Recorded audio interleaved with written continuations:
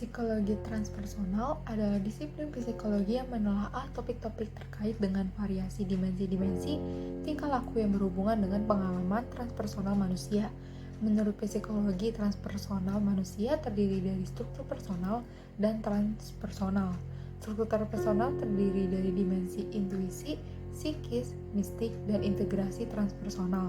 Struktur transpersonal merupakan puncak dari usaha pengembangan potensi-potensi kemanusiaan yang paling tinggi. Pengembangan dimensi-dimensi transpersonal dapat dikembangkan melalui pendalaman-pendalaman kehidupan kejiwaan yang bersifat spiritualistik.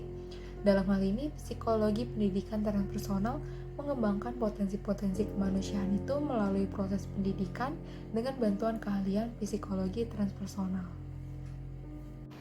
Assalamualaikum warahmatullahi wabarakatuh. Perkenalkan, nama saya Rafida Sofito Roshida dengan NIM 0603521045 akan menjelaskan tentang Richard Maurice Bach.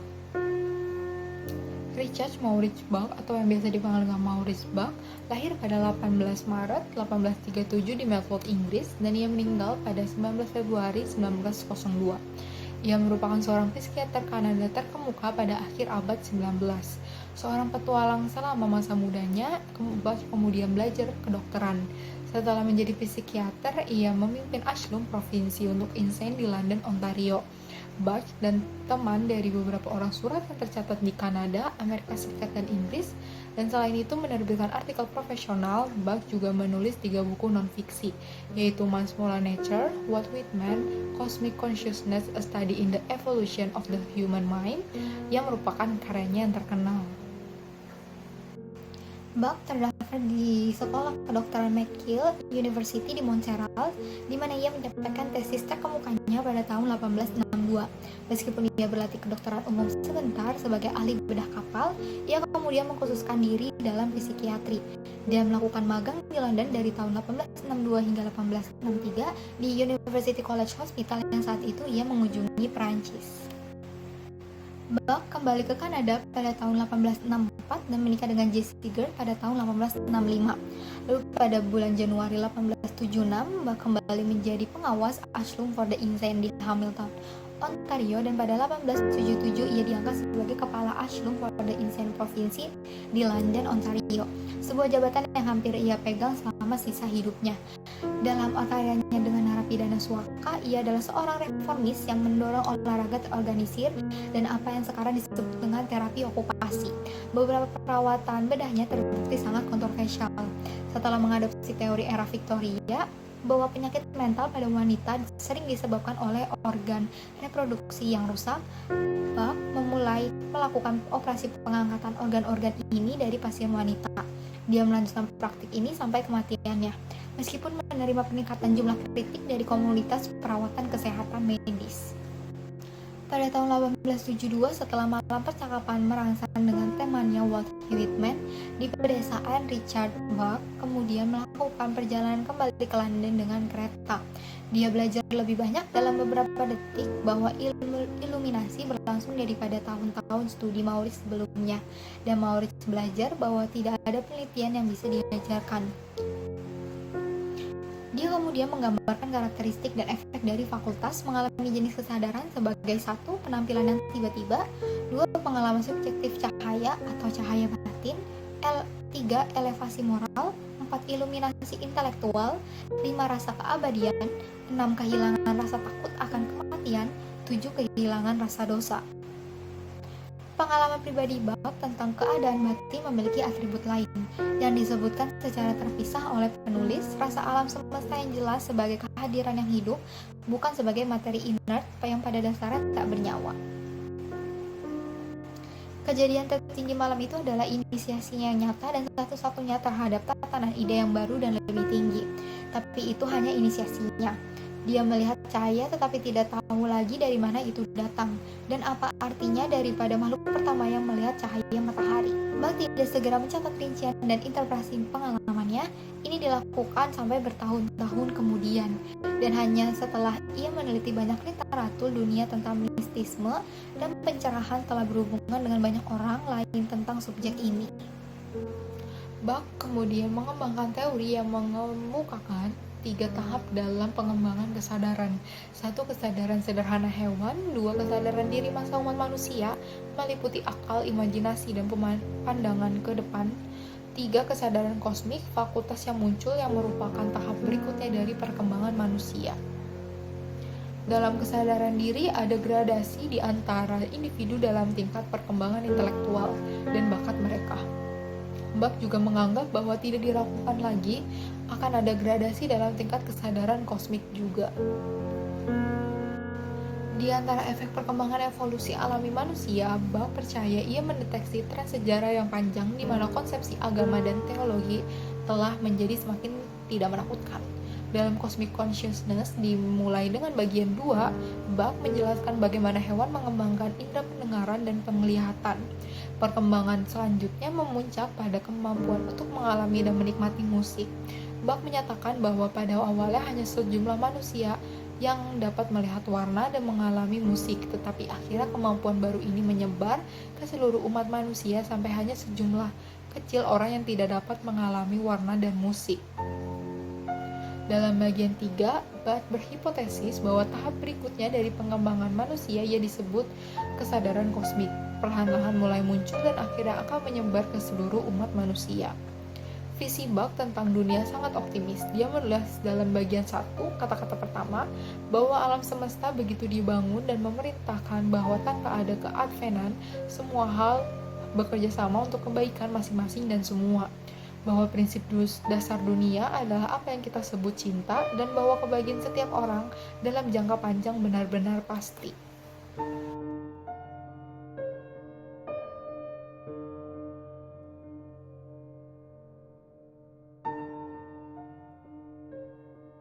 Assalamualaikum warahmatullahi wabarakatuh. Saya Nuraini dengan NIM 0603521042. Roberto Assagioli lahir pada tanggal 27 Februari 1888 di Venice, Italia, dan meninggal pada tahun 1974. Ia pernah belajar psikoanalisis dari Carl Gustav Jung dan menunjukkan ketertarikannya terhadap pemikiran William James. Ia menyelesaikan kuliah doktornya pada tahun 1910 di University of Florence dengan disertai mengenai psikosintesis yang sebagiannya berisi kritik terhadap psikoanalisis. Setelah itu, Assagioli terus mengembangkan idenya mengenai psikosintesis dan pada tahun 1926-an ia mempublikasikan bukunya yang berjudul One New Method of Treatment Psychosynthesis.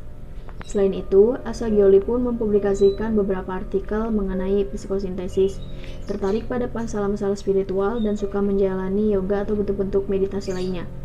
Assagioli sendiri termasuk salah satu jajaran pendiri dari psikologi transpersonal dan berhasil merumuskan konsep-konsep penting yang memperjelas isu-isu yang diangkat oleh psikologi transpersonal, seperti mengenai peak experience dan dimensi transpersonal manusia. Psikosintesis. Secara bahasa, psikosintesis berasal dari kata Yunani, yaitu psycho dan sintesis. Psycho berarti jiwa atau self, sedangkan sintesis berarti to put together, atau the combining of various parts to form a coherent whole. Berdasarkan makna bahasa tersebut, psikosintesis sepertinya hendak memahami jiwa manusia secara utuh dan holistik. Semua aspek dari diri manusia akan dipahami secara integratif. Psikosintesis tidak hanya membahas topik yang secara umum dibahas dalam ilmu psikologi saja, tetapi juga membahas aspek spiritual dari manusia. Suatu topik yang kurang mendapatkan perhatian dari psikologi pada umumnya, psikosintesis tidak hanya berusaha menganalisis jiwa manusia, tetapi juga berupaya melakukan sintesis sehingga manusia bisa dipahami dengan baik dan berkembang secara holistik, baik secara individual dan interpersonal. Sebagai sebuah pemikiran, psikosintesis tidak hanya menawarkan model kepribadian, tetapi menawarkan model psikoterapi.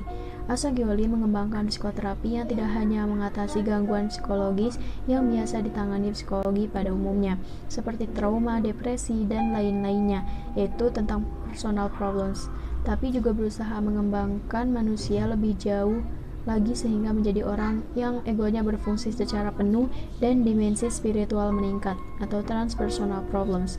Jadi, dalam menjalankan praktek psikoterapi, psikosintesis mempunyai dua agenda pertumbuhan manusia, yaitu personal psikosintesis dan spiritual atau transpersonal psikosintesis. Berikutnya yaitu model jiwa manusia. Assagioli dengan psikosintesisnya mempunyai pandangan tersendiri mengenai model jiwa manusia. Model jiwa manusia psikosintesis kemudian diilustrasikan dalam bentuk diagram telur. Model jiwa Assagioli manusia bisa dilihat pada gambar berikut ini. Gambar tersebut menunjukkan beberapa pemahaman Assagioli mengenai jiwa manusia. Yang pertama, bentuk oval tersebut merupakan batas dari personal unconsciousness, dan yang di luar bentuk oval tersebut adalah collective unconsciousness, seperti apa yang disilahkan oleh Carl Gustav Jung. Yang kedua, spektrum ketidaksadaran versi Assagioli terdiri dari 3 level, yaitu lower unconscious, middle unconscious, and higher unconscious. Lower unconscious hampir sama dengan konsep Freud mengenai id. Lower unconscious ini terdiri pengalaman-pengalaman hidup yang tidak menyenangkan, kehilangan harga diri, dipermalukan, merasa bersalah, dan lain-lainnya, dan kemudian ditekan ke alam bawah sadar mereka. Namun, secara tidak sadar kadang berpengaruh terhadap fungsi kesadaran. Kemudian, middle unconscious. Middle unconscious terdiri dari elemen psikologis yang mudah diakses ke dalam kesadaran. Pada middle unconscious ini, semua pengalaman diintegrasikan dan merupakan fondasi bagi kepribadian seseorang. Kemudian, higher unconscious. Higher unconscious ini berisi potensi-potensi luhur yang dimiliki oleh manusia, yaitu keinginan akan makna, kebutuhan aktualisasi diri, pengalaman puncak, spiritualitas, relasi dengan Tuhan, kesatuan nama dengan alam semesta adalah potensi-potensi luhur yang mengisi higher unconscious. Higher unconscious inilah yang menjadi fokus psikosintesis, tidak seperti psikoanalisis yang lebih fokus pada lower unconscious. Garis putus-putus yang membedakan antara level kesadaran menunjukkan bahwa hal-hal yang tidak disadari memiliki potensi untuk dapat disadari, dan sesuatu yang disadari pun berpotensi untuk tidak disadari. Bukan hanya itu, hal-hal yang tidak disadari juga dimungkinkan untuk memberikan pengaruh besar terhadap kesadaran, ataupun sebaliknya. Psikosintesis membedakan antara aku, I atau personal self, dan diri self atau transpersonal self. Aku merupakan pusat dari kesadaran dan keinginan, dan merupakan proyeksi dari diri. Aku subjek yang mengalami dan tidak pernah menjadi objek dari suatu pengalaman. Akulah yang menyadari sensasi, kognisi, ataupun emosi. Berbeda dengan aku, diri mampu menyadari sesuatu yang lebih tinggi daripada apa yang disadari oleh aku. Diri mampu menyadari pengalaman masa lalu, sekarang, dan masa yang akan datang. Dirilah yang mampu menyadari pengalaman spiritual dan keagamaan, perasaan bermakna, pengalaman kreatif, dan lain-lainnya. Assalamualaikum warahmatullahi wabarakatuh. Nama saya Radina Elkasia Putri Hadiwijoyo, 0603521044. Berasal dari kota Montezuma di negara bagian Indiana di Amerika Serikat. Ia dilahirkan pada 11 November 1897 dan meninggal pada 9 Oktober 1967 di Cambridge, Massachusetts. Alport adalah anak bungsu dari 4 bersaudara. Ketika dia berusia 6 tahun, mereka pindah ke Ohio. Orang tuanya adalah Nellie Edith dan John Edward Alport, yang adalah seorang dokter desa. Pada tahun 1915, pada usianya di 18 tahun, ia lulus di Gainesville Institute, menjadi yang kedua di kelasnya. Alport mendapat beasiswa yang membawanya ke Universitas Harvard, tempat yang sama di mana salah satu kakak lelakinya, Paul Henry Alport, sedang belajar untuk mendapatkan gelar PhD dalam bidang filsafat dan spesialisasi di bidang psikologi. Gordon Alport, dia adalah seorang psikolog Amerika yang mendedikasikan dirinya untuk mempelajari kepribadian. Bahkan, ia sering disebut sebagai salah satu karakter kunci dalam pengembangan psikologi kepribadian. Dia tidak setuju dengan sekolah psikoanalisis atau dengan sekolah perilaku, karena dia berpikir bahwa yang pertama mempelajari manusia dari tingkat yang sangat dalam dan keduanya dari tingkat yang sangat dangkal. Alport merupakan tokoh yang fokus dalam hal kepribadian serta menempatkan motivasi sebagai kekuatan penggeraknya. Nama lainnya ialah Carl Rogers dengan tekniknya yang dipusatkan pada orang yang datang memerlukan bantuan. Konsep becoming, gagasan Alport tentang spiritualitas, tidak dapat dipisahkan dari gagasan besarnya tentang kepribadian, yaitu yang dikenal dengan konsep becoming. Kepribadian tidak hanya dipahami dari asalnya kebutuhannya yang instinktif atau pengaruh lingkungan di masa lampau. Lebih penting dari itu adalah pola perilaku dan motivasinya yang ada saat ini. Pribadi selalu menjadi becoming, tidak sekedar berada. Meskipun kepribadiannya terus-menerus berubah, setiap pribadi memiliki ciri kesatuan, kebutuhan, dan perbedaan yang khas sebagai inti terdalam yang membuat orang dapat diidentifikasi. Alport menyebut kekhasan tersebut sebagai proprium, yaitu sesuatu yang lebih sempit dari kepribadian dan lebih luas dari ego. Kesimpulan yang digunakan untuk menandai sifat adalah ketetapannya. Jadi sifat itu hanya dikenal karena keteraturan dan ketetapannya di dalam cara individu bertingkah laku. Kenyataannya bahwa ada sifat-sifat yang saling menutup satu sama lain yang serempak aktif menunjukkan ketidaktetapan yang jelas dalam tingkah laku individu yang kemudian relatif akan sering ditemukan. Selanjutnya, kenyataan bahwa sifat-sifat itu terorganisasi secara khas dan individual memberi kesimpulan bahwa sifat-sifat itu mungkin meliputi unsur-unsur yang nampaknya tidak tetap apabila dipandang dari luar. Alport adalah anggota Universitas Harvard yang berpengaruh dan terkemuka antara tahun 1930 sampai 1967. Pada 1931, ia adalah bagian dari komite yang mendirikan Departemen Sosiologi Harvard. Selain itu, antara tahun 1937 dan 1949, ia adalah editor jurnal Psikologi Abnormal dan Sosial. Tahun 1950, Alport menerbitkan salah satu karyanya yang paling relevan berjudul Individu dan Agamanya. Pada tahun 1945, dia menerbitkan Sifat Prasangka, di mana ia berbicara tentang pengalamannya bekerja dengan para pengungsi selama Perang Dunia Kedua. Pada tahun 1955, ia menerbitkan buku lain yang berjudul Menjadi Pertimbangan Dasar untuk Psikologi Kepribadian, yang menjadi salah satu karya yang paling penting dikenal. Pada tahun 1963, Alport dianugerahi penghargaan medali emas dari American Psychology Association, dan pada tahun berikutnya ia menerima penghargaan untuk kontribusi ilmiah dan dibedakan dari APA. Assalamualaikum warahmatullahi wabarakatuh. Nama saya Radina Laklasya Putri Hadwijaya, 0603521044. Anthony Suttish lahir pada 16 April 1907 dan meninggal pada April 1976 pada usianya di 68 tahun. Ia seorang pria luar biasa bernama Anthony Suttish dan ahli teori psikologi terkenal dunia dan ketua Departemen Psikologi Universitas Brandeis. Maslow dan Suttish telah berperan penting dalam mendirikan baik jurnal akademis terkemuka psikologi humanistik dan asosiasi profesional untuk bidang itu pada awal 1960-an. Ia adalah seorang konselor berlisensi serta aktif di bidang psikologi. Sebagai seorang pemuda, ia telah menjadi catat parah oleh kasus rahang sendi remaja yang telah berkembang tanpa manfaat obat-obat sampai ke titik hampir mati. Ajaibnya, penyakit itu telah sembuh dan membuatnya lumpuh total kecuali untuk penggunaan beberapa jari di satu tangan dan kemampuan untuk menggerakkan lengan menjadi kaku beberapa derajat dari kedua arah. Ia adalah pendiri The Journal of Humanistic Psychology sebagai pendiri masa psikologi transpersonal. Ia mengumpulkan tokoh-tokoh yang punya paham yang sama di rumahnya di California. Mereka membahas secara informal topik-topik yang tidak diperhatikan oleh psikologi humanistik dan gerakan potensi manusia waktu itu. Penelitian ini dilakukan untuk memahami gejala-gejala ruhaniah seperti peak experience, pengalaman mistis, ekspektasi, kesadaran rohaniah, kesadaran kosmis, aktualisasi transpersonal, mengalami spiritual, dan kecerdasan spiritual. Metode retrospektif analisis adalah penelitian berupa pengamatan terhadap peristiwa-peristiwa yang telah terjadi bertujuan untuk mencari faktor yang berhubungan dengan penyebab. Penelitian retrospektif adalah suatu penelitian survei analitik yang menyangkut bagaimana faktor resiko dipelajari dengan menggunakan pendekatan retrospektif. Dengan kata lain, efek penyakit atau status kesehatan diidentifikasi pada saat ini. Kemungkinan faktor resiko diidentifikasikan pada adanya atau terjadinya pada waktu yang lalu. Pada masa awal perkembangan psikologi transpersonal, Anthony Suttish menulis buku berjudul The Emergence of Transpersonal Orientation, A Personal Account pada 1976. Sejumlah spraktum pengalaman manusia yang dikaji antara lain state of being and becoming, expression and actualization of meta needs, individual and species wide, ultimate value, self-transcendence, unitive consciousness, peak experience, ecstasy, mystical experience, a wonder, ultimate meaning, transformation of the self, spirit, species wide transformation, oneness, cosmic awareness, maximal sensory responsiveness, cosmic play, individual and specific wide energy, optimal, maximal, relevant, impersonal encounter, realization, dan pengalaman-pengalaman lainnya yang berkaitan dengan expression of transpersonal dan transcendental potentialities.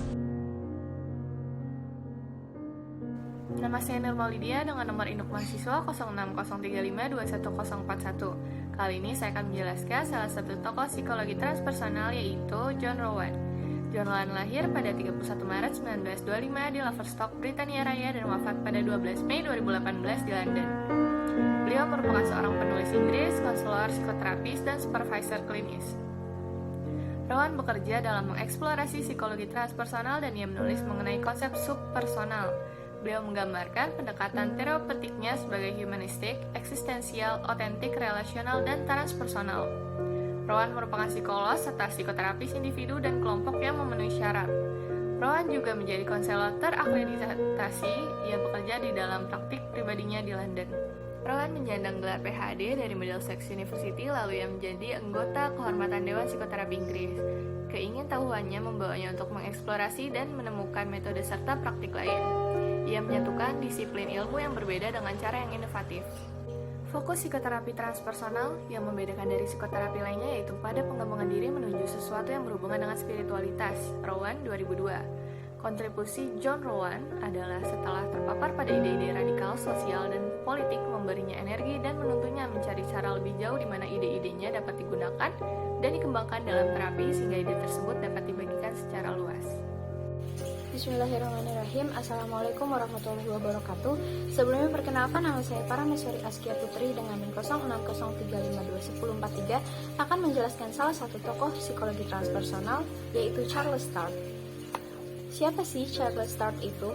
Charles Sturt dilahirkan pada tanggal 29 April 1937 di Morrisville, Pennsylvania dan membesar di Trenton, New Jersey. Charles Sturt adalah orang Amerika yang ahli psikologi dan ahli parapsikologi terkenal dengan karya psikologinya mengenai sifat kesadaran. Charles Sturt juga salah satu pengasas bidang psikologi transpersonal untuk penyelidikannya di parapsikologi. Pemikiran Charles Sturt. Sturt berusaha menggabungkan pengalaman spiritual dengan sains. Sturt yakin bahwa ilmu pengetahuan merupakan metode pengasah penyempurna pengetahuan. Ilmu pengetahuan dan tradisi spiritual itu dapat diperkaya dengan akibatnya. Charles Sturt mengistilahkan pengalaman spiritual dengan kata DASC.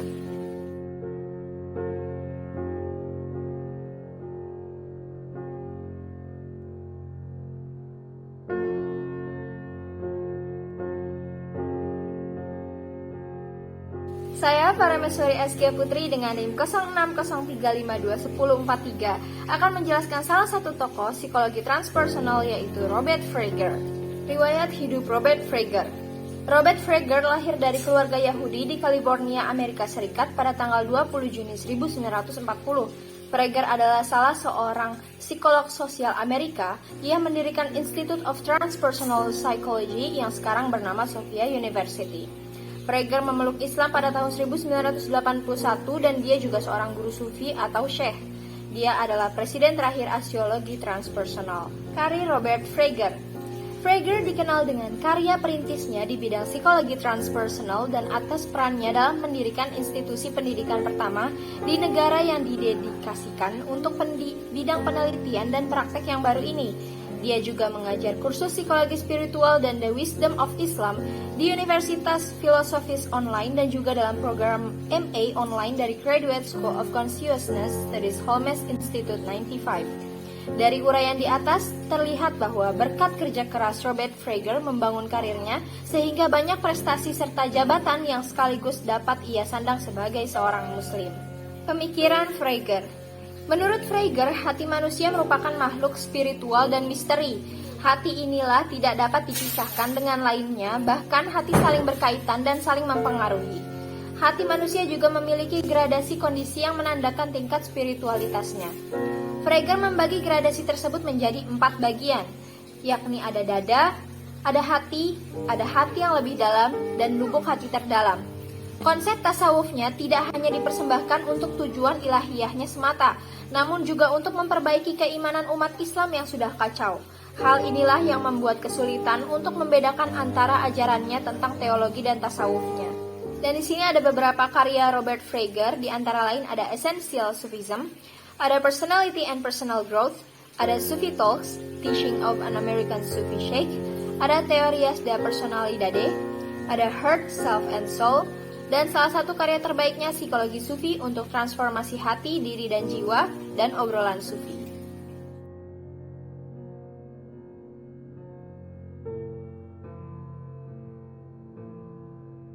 Perkenalkan, nama saya Nurmal Lydia dengan nomor induk mahasiswa 06035211041. Kali ini saya akan menjelaskan salah satu tokoh psikologi transpersonal yaitu Stanislav Grof dan Christina Grof. Berikut adalah pemaparannya. Stanislav Grof dan Christina Grof adalah sepasang kekasih. Stanislav Grof atau biasa dipanggil dengan Stan Grof adalah seorang psikiater Ceko. Ia lahir pada 1 Juli 1931. Ia merupakan salah satu pendiri bidang psikologi transpersonal dan peneliti dalam penggunaan keadaan kesadaran tidak biasa untuk tujuan mengeksplorasi, menyembuhkan, memperoleh pertumbuhan, serta menambah wawasan mengenai jiwa manusia. Christina Grof lahir pada 30 Desember 1941. Ia adalah seorang penulis, guru, seniman psikoterapis, pendiri jaringan kemunculan spiritual, dan salah satu pencipta holotropic breathwork. Selama lebih dari 30 tahun, beliau aktif di bidang psikologi transpersonal yang mencakup aspek spiritual dari kodrat manusia serta aspek emosional, mental, fisik, dan sosial yang penting untuk pemahaman penuh tentang pribadi secara keseluruhan. Berikut adalah penelitian Stanislav Grof dan Christina Grof. Stanislav Grof dikenal di kalangan ilmiah karena studi awalnya mengenai LSD dan pengaruhnya terhadap jiwa psikedelik. Grof membangun kerangka teoritis untuk psikologi prenatal dan perinatal serta psikologi transpersonal yang dimana perjalanan LSD dan pengalaman emosional kuat lainnya dipetakan ke dalam pengalaman awal janin dan neonatal seseorang. Sepasang suami istri ini menjelajahi bagian-bagian manusia yang diabaikan oleh psikologi barat klasik. Ia berani bekerja dan bertaruh pada orang yang membangkitkan keyakinan jenis kesadaran lain dan yang sebaliknya akan didiagnosis dengan buruk dan pasti diinternir di pusat-pusat psikiatri. Assalamualaikum warahmatullahi wabarakatuh. Saya Nur Aini dengan NIM 0603521042. Psikologi transpersonal merupakan turunan dari psikologi humanistik yang membedakan psikologi humanistik dan transpersonal, yaitu psikologi transpersonal lebih menggali kemampuan manusia dalam dunia spiritual, pengalaman puncak dan mistisme yang dialami manusia. Psikologi humanistik sangat memperhatikan tentang dimensi manusia dalam berhubungan dengan lingkungannya secara manusiawi. Beberapa kalangan berpendapat bahwa bidang spiritualitas dan kebatinan hanya didominasi oleh ahli-ahli agama dan juga praktisi mistisme. Namun ternyata dalam perkembangannya, kesadaran akan hal ini dapat diaplikasikan dan dibahas dalam ilmu yang pasti. Salah satu tokoh psikologi transpersonal yaitu Ken Wilber, atau nama panjangnya Kenneth R. Wilber. Ia dilahirkan pada tanggal 31 Januari 1949 di Oklahoma City. Dalam buku-bukunya, ia tetap konsisten mengusung paradigma baru dalam mempelajari kesadaran manusia. Psikologi spektrum menjadi ikon setiap karyanya. Psikologi spektrum mempersatukan berbagai macam pendekatan, baik dalam maupun timur, ke dalam spektrum model dan teori psikologi yang mencerminkan spektrum kesadaran manusia.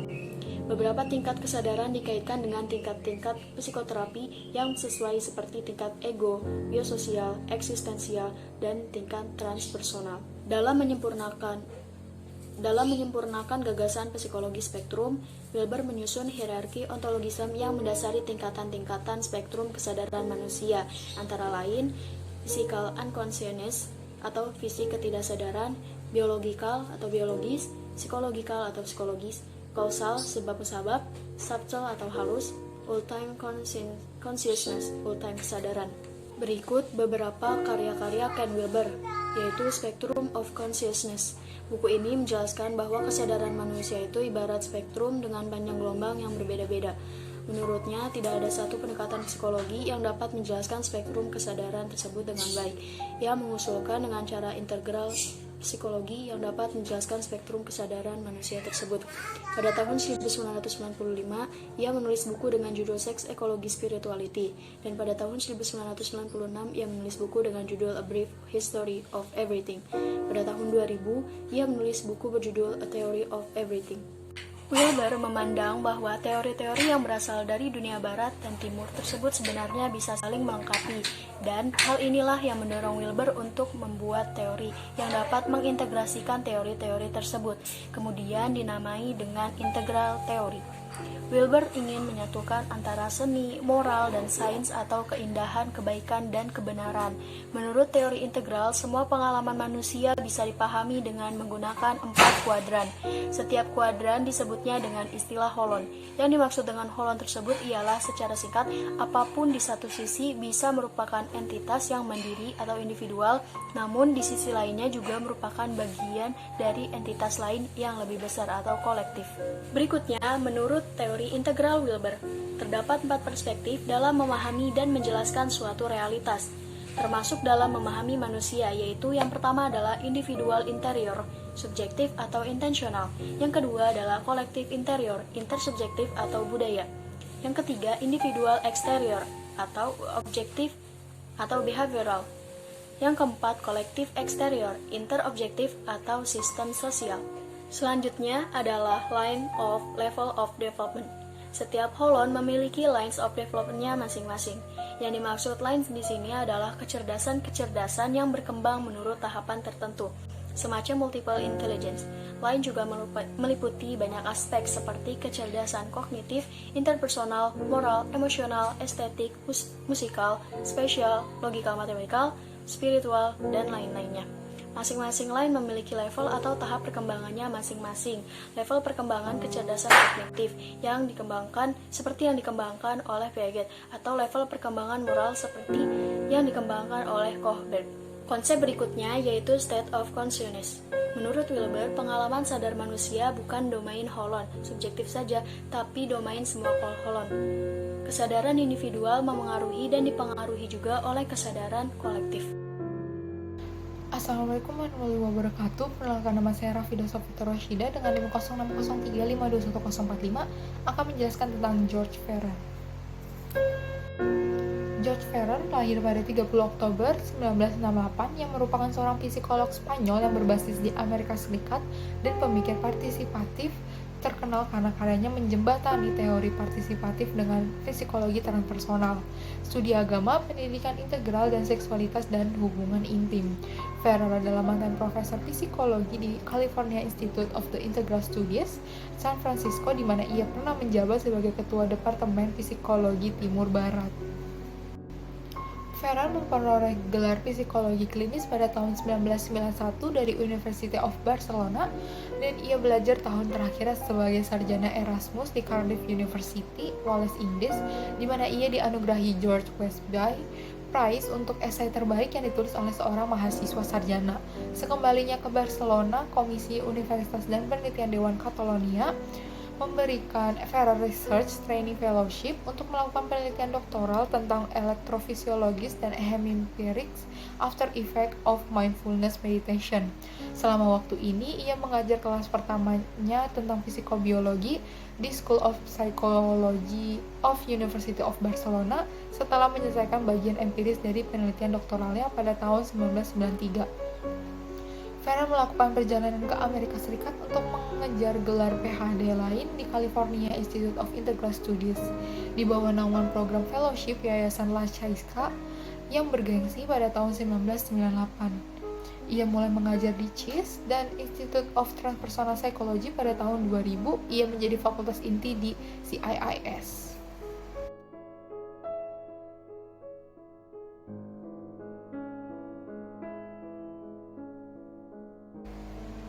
Mendapati dirinya frustasi akibat dibatasi oleh asumsi dan sektarianisme, agama menjadikan Ferrer memperlihatkan atau memperkenalkan alternatif partisipatif untuk neoperennialisme yang mendominasi. Pendekatan melalui spiritualis manusia muncul dari partisipatif ko-kreatif, orang dalam, misteri yang belum ditentukan, atau kekuatan generatif kehidupan kosmos atau realitas.